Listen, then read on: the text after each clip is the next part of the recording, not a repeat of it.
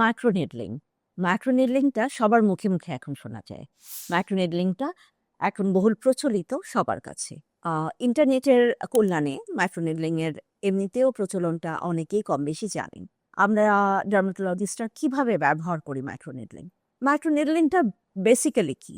এটা হচ্ছে গিয়ে টাইনি স্টেরাইল খুব ছোট, ছোট নিডল দিয়ে যেটাকে স্কিনের উপর ইনজুরি করা হয়। যে ইনজুরিগুলো আমাদের স্কিনের ন্যাচারাল উন্ড হিলিংটাকে স্টিমুলেট করে বা বুস্ট আপ করে। মাইক্রোনিডলিংটা বেসিক্যালি একটা কোলাজেন ইন্ডাকশন থেরাপি। এই স্টেরাইল টাইনি নেডল দিয়ে আমাদের স্কিনের উপর মাল্টিপল ইনজুরি করে আমাদের স্কিনের ন্যাচারাল হিলিং প্রসেসটা আছে, আমরা এটাকে বুস্ট আপ করি মাইক্রোনিডলিং দিয়ে। অ্যাকনে স্কারের ট্রিটমেন্টের ক্ষেত্রে মাইক্রোনিডলিং এর একটি বিশাল ভূমিকা রয়েছে। অ্যাকনে স্কারগুলো কেন হয় বা অ্যাকনে স্কার কি? ব্রণ পরবর্তী সময়ে ইনফ্লামেশনের কারণে স্কিনের নিচে কোলাজেন, ইলাস্টিন, অনেকগুলো কোলাজেন ফাইবার, অনেকগুলো কানেকটিভ টিস্যু এগুলো ডিসঅর্গানাইজ এবং ডেফিসিয়েন্সি হয়ে যায়। এই কারণে স্কারগুলো হয়ে যায়। অনেক ধরনের স্কার আছে, আইসপিক স্কার আছে, বক্স স্কার, রোলিং স্কার, এট্রফিক স্কার, এই ধরনের অনেক রকম স্কার আছে, শ্যালো স্কার। তো এই ধরনের স্কারের উপর মাইক্রোনিডলিং এর একটা ভূমিকা রয়েছে বলে আমরা রোগীদেরকে মাইক্রোনিডলিং এর অ্যাডভাইস করি। আমরা প্রেফার করি এখন রোগীদের ক্ষেত্রে কম্বিনেশন থেরাপি। যে কোনো ধরনের কম্বিনেশন থেরাপি বেটার ইফেক্ট দেয় যে কোনো চিকিৎসায়, যে কোনো ধরনের চিকিৎসায়। এবং তার সাথে আমরা যেহেতু আজকে অ্যাকনে স্কার নিয়ে কথা বলছি, অ্যাকনে স্কারের ক্ষেত্রেও কম্বিনেশন থেরাপিটা খুব ভালো একটা রেজাল্ট দেয়। আমরা টপিক্যাল, ওরাল দেওয়ার সাথে সাথে যে মাইক্রোনিডলিং করি, মাইক্রোনিডলিং এরও কিছু কম্বিনেশন আছে। কি কি কম্বিনেশন আমরা করতে পারি? এর সাথে আমরা পিআরপি, যেটা প্লেটলেট রিচ প্লাজমা, সেটা অ্যাড করতে পারি। পিআরপি উইথ মাইক্রোনিডলিং বেশ ভালো রেসপন্স দেবে। পিআরপির যে প্লেটলেট প্লাজমাটা থাকবে, ওই প্লেটলেটটা আমাদের স্কিনের গভীরে গিয়ে অ্যাজ ইউজুয়াল এটার গ্রোথ ফ্যাক্টর, কোলাজেন, ইলাস্টিন এগুলোকে স্টিমুলেট করবে, এনহ্যান্স করবে স্কিন রিজুভিনেশনটাকে। আরেকটি আছে, আমরা মাইক্রোনিডলিং এর সাথে যেটা করতে পারি, গ্রোথ ফ্যাক্টর অথবা পেপটাইড এই ধরনের জিনিসগুলো দিতে পারি। এভাবেই গ্রোথ ফ্যাক্টর নিজে প্লাস স্কিনের নিচে গিয়ে আরো যত গ্রোথ ফ্যাক্টর এবং যত কানেকটিভ টিস্যু এবং ফাইবারস আছে এদেরকে স্টিমুলেট করবে, বুস্ট আপ করবে এবং অ্যাকনে স্কারের অনেকটাই ইমপ্রুভ হবে। আরেকটি অত্যাধুনিক চিকিৎসা হচ্ছে এমএনআরএফ, মাইক্রোনিডলিং রেডিও ফ্রিকোয়েন্সি, যেটি আরেকটু ডিপার লেভেলে যায়। কিছু কিছু স্কার আছে সপ্ত শ্যালো স্কার বা হালকা স্কার না, কিছু স্কার আছে বেশ ডিপ এবং অনেক দিনের। Radio frequency MNRF radio frequency microneedling যেটা, সেটা এই ডিপার টিস্যুতে গিয়ে, ডিপার ডার্মিসে গিয়ে স্কারগুলোর উপর বেশ ভালো রেসপন্স করে। অল্টারনেট থেরাপি আমরা কিছু করতে পারি। আমরা মাইক্রোনিডলিং করলাম এই সপ্তাহে, 15 দিন বা 21 দিন পর আমরা কেমিক্যাল পিল করতে পারি। অল্টারনেট থেরাপিতেও বেশ ভালো। কেমিক্যাল পিল আপনার স্কিনটাকে আরো রিজুভিনেট করবে, স্কিনের কিছু ডেড সেলকে রিমুভ করে স্কিনটাকে আরো ব্রাইটার দেখাবে। সেম ভাবে আমরা অল্টারনেট করে লেজার থেরাপি করতে পারি। লেজার আমরা করতে পারি যে কোনো মেলাজমার ক্ষেত্রে pico laser, Q switch laser. Acne স্কারের ক্ষেত্রে আমরা যেহেতু অ্যাকনে স্কার নিয়ে আলাপ করছি, আমরা ফ্র্যাকশনাল লেজার করতে পারি, বেশ ভালো রেসপন্স। ফ্র্যাকশনালেও যেরকম স্কিনের ডেড সেলটাকে রিমুভ করে আপনার রিজুভিনেটেড এবং ব্রাইটার স্কিন দিবে। তার সাথে আমরা অল্টারনেট করে আবার আমরা যদি মাইক্রোনিডলিং করি, একই রকমভাবে মাইক্রোনিডলিংটা কাজ করবে। ট্রিটমেন্টটা সাধারণত রোগীরা এসে জানতে চান যে আমরা কতদিনের জন্য করব।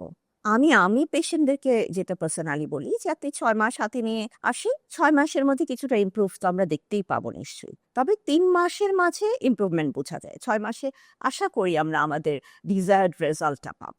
এরকম করে আমরা 1 মাস পর পর সাধারণত মাইক্রোনিডলিং করে থাকি। আর কম্বিনেশন হলে হয়তো 2 সপ্তাহ বা 3 সপ্তাহ পর পর করবো।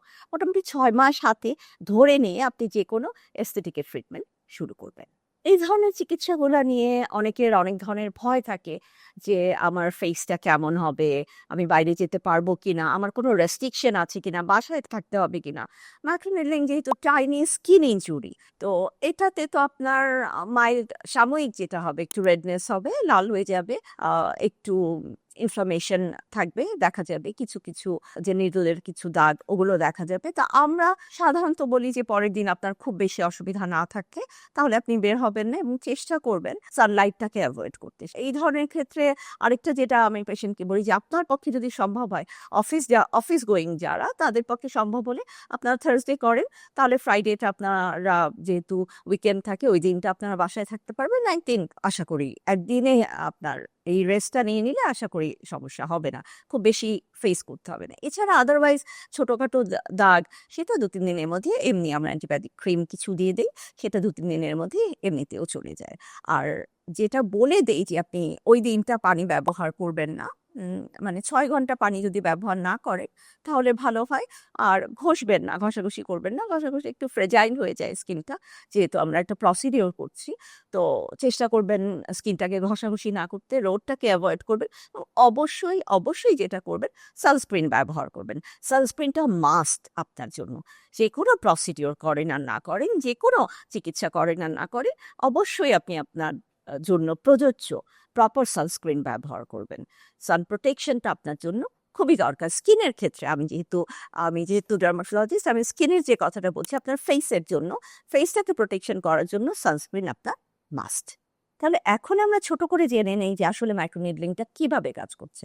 এটা মাইক্রো ইনজুরি করলো, ইনজুরি করে স্কিনের মাঝে উন্ড হিলিং প্রসেসটাকে স্টিমুলেট করে কোলাজেন ইলাস্টিনটাকে বুস্ট আপ করলো। কোলাজেন ইলাস্টিনটাকে বুস্ট আপ করার পর আপনার স্কিন টেক্সচারটা, স্কিন টোনটা এটাকে রিমডেলিং এবং স্মুথ করলো। এই হচ্ছে ওভারঅল মাইক্রোনেডলিং এর কাজ। মাইক্রোনেডলিং আমরা স্কিনের যে কোনো কিছুতে ইউজ করতে পারি, অ্যাকনে স্কার ছাড়াও আরো অনেক অনেক কাজ আছে। স্ক্যাল্পে ইউজ করতে পারি আমরা, এমনিতে কোনো স্কার শুধু ফেস ছাড়া অন্য স্কারেও আমরা মাইক্রোনেডলিং ব্যবহার করতে পারি। এবং যে কোনো ধরনের ভয় ভীতি ছাড়া যাকেই দেখাবেন, যে প্রসিডিউরে করতে চান বা যে কোনো চিকিৎসা, যে কোনো পরামর্শ নিতে চান, অবশ্যই রেজিস্টার্ড ডার্মাটোলজিস্টের পরামর্শ নেবেন। অনেকেই অনেক কিছুই এখন করে থাকেন আনইথিক্যাল অথবা অনেক কিছু, এটা আপনারা আমার মনে হয় রোগীদের নিজেদের বিবেচনার বিষয়। আপনারা একটু বুঝে যাবেন যে কে আসলে আপনার স্কিনটা সম্বন্ধে জানে। যে কোনো প্রসিডিওর, যে কোনো ট্রিটমেন্ট পারপাসে আপনি ডাক্তারের পরামর্শ নেবেন। ডাক্তারের ব্যাপারটা হচ্ছে গিয়ে আপনি ডার্মাটোলজিস্ট, আপনার স্কিনের সমস্যা, আপনি স্কিনের ডাক্তারই দেখাবেন। রেজিস্টার্ড স্কিনের ডাক্তার দেখাবেন, কোয়ালিফাইড স্কিনের ডাক্তার দেখাবেন।